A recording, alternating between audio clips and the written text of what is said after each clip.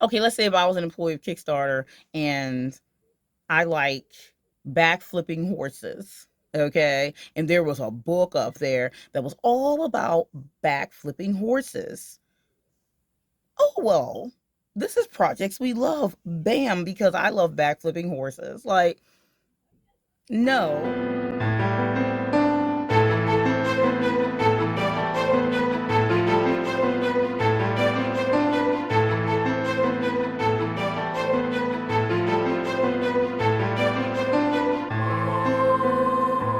Hello everyone, author DL Tillery here, the Mistress of Horror, and welcome back to my channel. Before we get started, but you press that subscribe button and ring that bell so you know when I'm uploading new videos.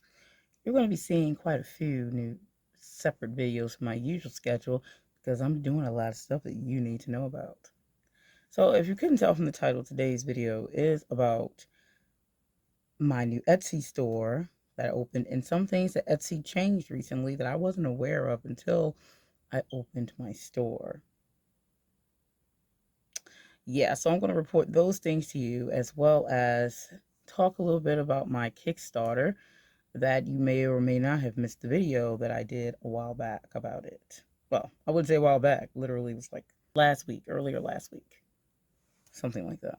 First things first, hitting the ground running, I decided to open a Etsy store very specifically for my indie books and merchandise. So it's not much in the store currently, but the link is shared below for you to go check it out. Follow me, favorite my shop, so that way you'll know when I release and put new things over there. I'm going to be putting things like my signed copies after I do my book signings and my bookmarks, some of my merchandise very specifically to my books that are coming out, things like that. Writerly indie author things that I have based around my books. And my store is called The Mistress of Horror, but of course it is. And I opened the store a couple days ago, and I am not new to Etsy. If you don't know some of my other backgrounds, I was a professional performing dance artist for decades. Okay, 30 years stretching history of dance, but I was a professional dancer for about 2 decades and teacher. So I got into costume design. I was a seamstress at one point, so I opened a custom costume store and I used Etsy as my main source of selling. And where people could place custom orders, as do a lot of people who do custom work. That's what Etsy is. If you don't know what Etsy is, I should say, it's a place for creatives, people who create things and sell them. And that's generally what they allow. I don't believe they allow you to sell on there if you don't create the thing that you're selling. So it's a great place to go for many, many things. So that's what I did. So I ran that store for about, I don't know, maybe a decade or so, doing costume design. My own costumes for my performance and also others. I got into doing even cosplay based costuming. I've done that quite a many times, rather either for belly dance and or just cosplay in general. So I am quite good. I will say so myself. But besides that, that means I've run a store at Etsy for a long time. And Etsy has some changes as recently that I was not aware of that I found out about when I opened the store. And that's that they charge a startup fee now, an open your doors fee technically. And it's not extensively high or anything of the sort, but I wasn't aware that that was the case. And what they used to do was you would open the store and then they would charge you 20 cents per listing. And that's also 20 cents per renewal of a listing, which is fine because everyone has their fees and they have to make money somehow besides just, I guess, the clicking of the website and things like that. There are multiple ways to make money having a website. So I'm sure they were utilizing all those things before they decided to do this new thing, which is charge you $15 to open the store. I do believe it's just a one-time startup fee and it is not a fee every year. But they do still charge you the 20 cents per listing and renewal of listing, and that's 20 cents per each listing you put up. So if you are a store that puts up a lot of items, then this would be obviously something you'd pay attention to about the cost. And the $15 is paid up front in order for you to open the store. And again, this was not a thing before. Um, so I found that out when I was opening it. And then I think it's something they very recently did. I saw a video online that was maybe 11 days old at the time of this recording, and it was an update on Etsy stuff, and it wasn't in that video. And then the person who ran that one actually mentioned there was an update right after they made that video about this whole new fee thing. I'm like, wow, I missed it by a few days. Like, if you had opened your store, I guess weeks ago, then you wouldn't have come across the $15 fee. You would have just had the old way, and then you would have been able to get away with not having to pay that. That being said, it is what it is. But I did also want to just let you all know that I have an Etsy store now. Currently, only thing I have in the store is signed copies of Thorns of My Heart, which is my newest book that released. And I'm going to be having signed copies of Fractals and Room Within, and then soon the bookmarks that match those. Currently, only thing is I have one copy of The Room Within up there for paperback, for signature based, and then Thorns of My Heart, like I said, which is the newer one, which you could have possibly missed that. I actually am doing a mailing out of copies and doing a virtual signing. It's Sunday coming, so soon. But you said if you follow my channel, if you're subscribed, then you'll get a notification when I put the live stream up. So it's pretty much I'm using Etsy also for this live signing. If people come and buy it, if they do, they don't. The videos live stream is going to be mostly about the book, virtual book signing, but also I'm going to be doing some writing sprints and talking about my Kickstarter. Which brings me to the second portion of this video. I wanted to talk a little bit more about the Kickstarter and Kickstarter in general. That was a venture. It's not far from over. I haven't even started yet. But the behind the scene, the making the Kickstarter is so trudging. It is one of the most energy draining things you may do as a indie author if you ever get crowdfunding for any of your book releases, or if you do any collector's editions or special editions of your books. A lot of people do those. Not a lot of debut novels, but I am doing my technical debut novel size book because I have published other things already, but I haven't released more full size novel yet. But that Caliostro will be the first. So that being said about Kickstarter, a lot of stuff.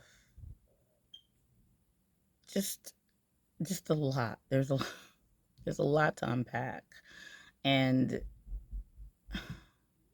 I want to start off by saying before you ever do a Kickstarter, you need to prep for the Kickstarter. Like before you even type in Kickstarter, you need to prep for it because you'll wish you had. And I'm going to do in the near future a video running you through setting up a Kickstarter. There are a lot of videos out here showing how to do a Kickstarter, and running you through it supposedly. But there's still a lot of stuff people don't talk about. Some basic things that are like, well, you'll figure it out. That's not the point. Like, the point is for me to learn how to do it and also be the person that I didn't have to show me. And again, there are a lot of videos out here talking about Kickstarter. There are like, people have workshops, people have blah, blah. I'm going to do a video series about Kickstarter and the different parts of it since I've done it myself now. The pre-setup, what you need to prepare to do your Kickstarter so you won't have, less hair by a portion of it because you don't pulled it all out. I didn't pull any out, but I felt like I was going to. Oh, so to talk a little bit about that, the prep. I used multiple sources to make my Kickstarter page. And by multiple sources, I mean I used Canva, which I have a pro Canva account. I make a lot of things in Canva. You can use a lot and do a lot of things in Canva. One thing to keep in mind is to do your best, in my opinion, to avoid AI uses, because they do ask you on Kickstarter, did you use any AI in the making of blah, or in the thing you're doing blah. It's easy to come across things that are using AI, people who create other things that you may utilize as an indie author. You really need to check into your stuff. And if you want to avoid it, you don't have to, but you do have to be honest with Kickstarter. If you use anything that uses AI in it to make your page and or to make anything that you're getting crowdfunded for, you need to be upfront about it. I prefer to avoid that because somehow I do think that that might take your acceptance of your page longer to be reviewed because of that. I don't know that for sure, but I kind of got the inkling that that could be the case. Mine went through pretty quickly once I pressed the button for submission. Um, I didn't use any AI based things. So the things that I purchased that are licensed to use are all illustration or clip art based things. I just wanted to avoid it because I didn't want it to hold me up at all. Because I could not be 100 that that was the case, because I didn't really find any videos talking about AI would hold up the process and take longer. Not that they won't clear you, but they're still bad. Not to mention, lots of people are skeptical about things and people who use AI in their work. So I personally don't believe in using AI in my anything I want to sell.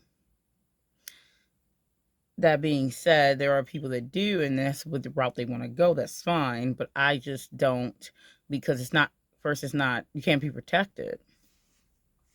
There's no copyright allowed on those type of things. Besides the talk about how AI creates images, So not that we haven't been using really AI in a lot of things already. Now it's just brought to the forefront. So that's a whole nother conversation as well.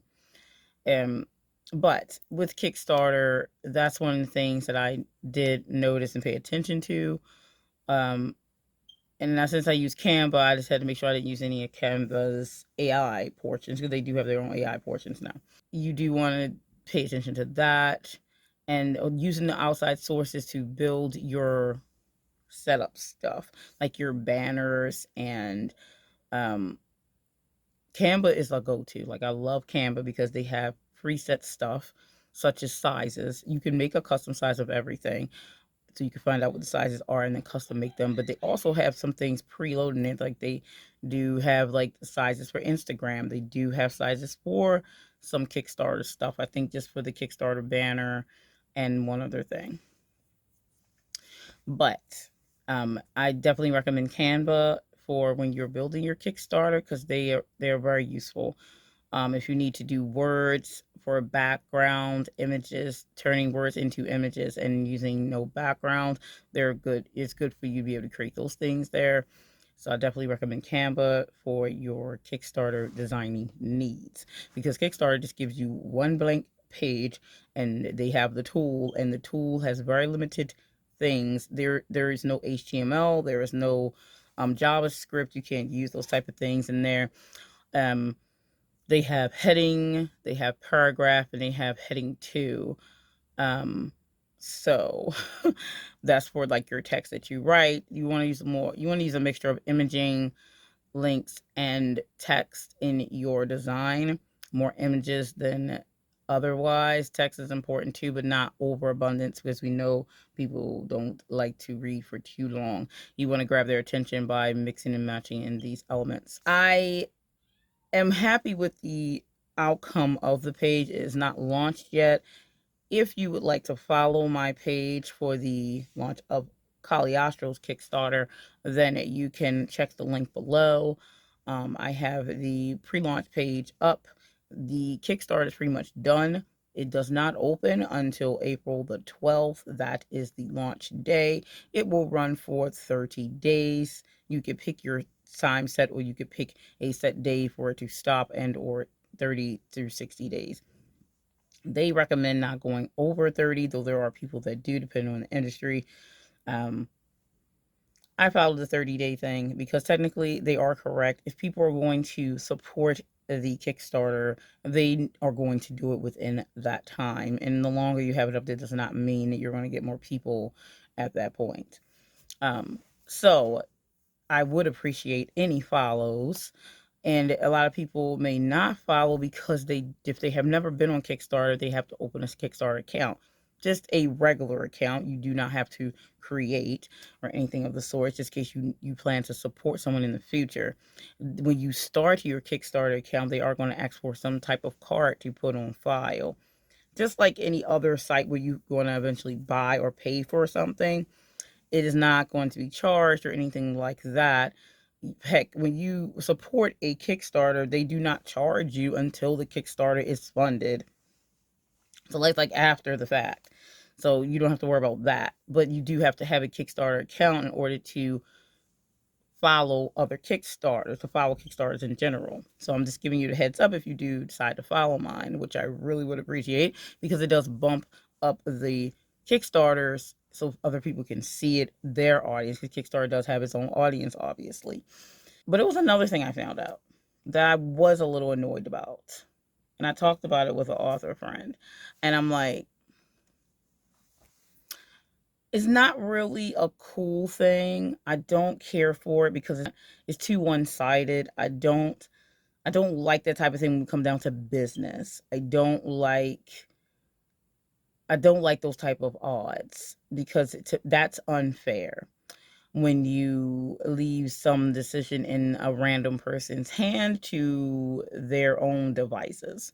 So what I'm speaking of is there are badges on Kickstarter, and there are things like you'll see badges on certain Kickstarters where it says projects we love. This is a very important and great badge to get on Kickstarter, which I thought they only give these out to Kickstarters that already launched and then that did well, and they pick based on numbers and things like that. That is not the case. Apparently, you could get a Projects We Love badge before you even launch. Like when you put your pre-launch page up, you could get that badge. Now, I thought there was some kind of system to it. I thought that would make sense, right? I thought there was some kind of system to the getting this badge that bumps you up in the algorithm where people will see you at the top in your category.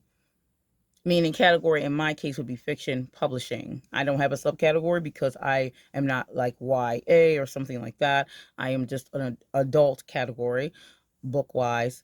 And so forget about us, we don't matter. Obviously. So we don't have a subcategory. So you just end up in the one category of fiction publishing. And currently, since I'm a pre-launch page, it would be upcoming projects. So I went on there just to see placement. I'm in there. It's in there. But it's so many projects upcoming, which is to be expected because there's a lot of humans. But then I noticed that the first two rows, that usually houses about, I'm not sure, 6 to 8 across, maybe 6 across, something like that. Either way, the first 2 to 3 rows had the people who got the Projects We Love badge. And I was like, okay, that's cool. I wonder how they got that in their pre-launch page. They're not even launched yet. Well, that's cool. You can get that so early without, you know, being launched. What's the stipulation? Are you ready? So it's at the discretion of, I guess, whoever the employee is over the category. This is what I read doing some research. And it must be true because there's no rhyme to the reason why you would get the badge. I thought first it was numbers because I looked through And some of the people like 500 following the page, the pre-launch page, 300, 200, 1,000, and such numbers and such.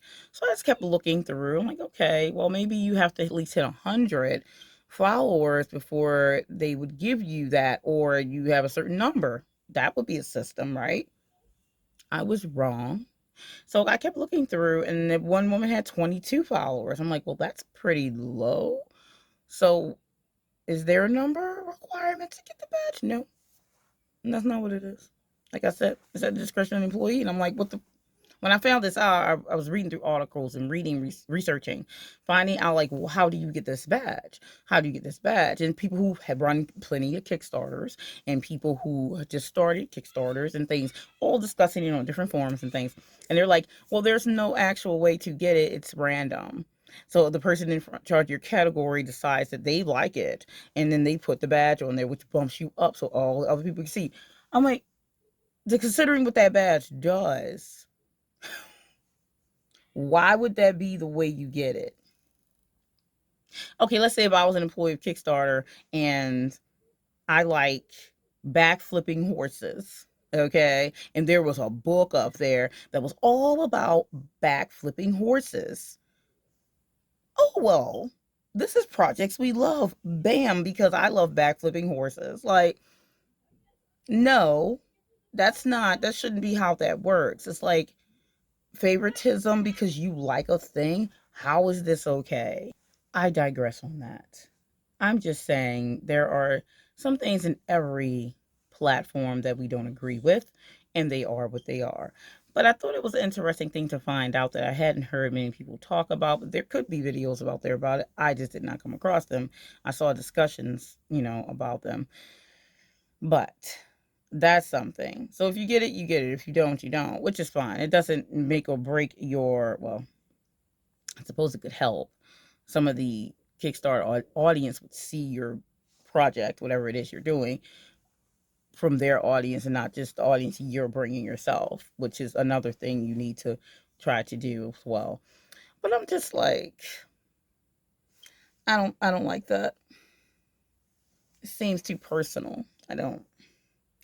It just is for business, and I'm a very business savvy person, so I don't really like those type of odds when it comes down to business because someone's playing a favoritism. Or I really like this thing, like, okay, if I saw some K-pop or K-drama project up there and I'm gonna, that's what they tell me, like, user discretion, what you like, and just pop the freaking badge on things.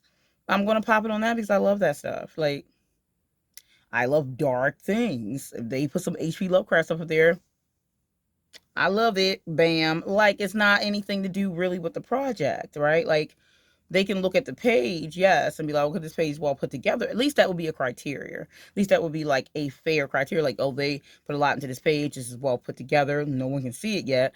I like it, so let me put a badge on that. Good job. But that's not, no. Because I just, whatever. I just can't anyway with that. But that's just one little quirk, like, thing I didn't like about that. But it is what it is. So my Kickstarter pre-launch page is up, so please throw me a follow if you can, if you're interested. There's going to be some pretty cool tiers over there for things that otherwise you cannot get for Caliostro. And it actually will help the launch of Caliostro if you decide to support, or if you know someone who's interested in sharing it. So I really did want to come on here and talk about that a little bit, just so some people can know that. And then also about the Etsy thing. Everyone's changing stuff. It's always stuff changing in the industry, and you got to try to stay on top of what's going on. So anyway, that's all I have for this video, and I will see you in the next one. Look for an announcement video about the Kickstarter launch party that I'll be having. I'm looking to invite some people on just to pop in and out. So look for that video coming up. And I'll see you next time. Stay scared.